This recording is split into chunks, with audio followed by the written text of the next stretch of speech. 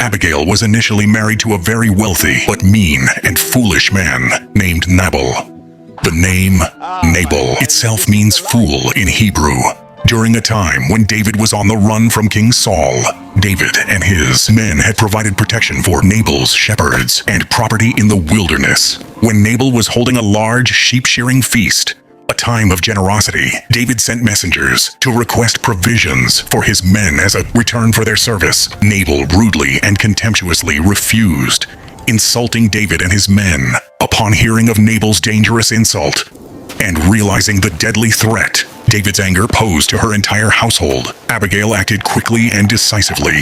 Without her husband's knowledge, she immediately gathered a generous offering of food and supplies and set out to meet David and his armed men, who were already on their way to seek revenge and kill every male in Nabal's household. When Abigail met David, she humbled herself before him, taking the blame for her husband's foolishness and urging David not to shed blood and bring guilt upon himself. She appealed to his destiny, reminding him that the Lord had promised to make him ruler over Israel and would deal with his enemies. Her wise and eloquent plea convinced David to stop. He recognized that God had sent her to prevent him from taking reckless vengeance. When Abigail returned home, Nabal was drunk from feasting, so she waited until the morning to tell him what she had done and the great danger he had been in. The shock of the news caused Nabal's heart to fail him, and about 10 days later, he died, attributed to being struck by the Lord.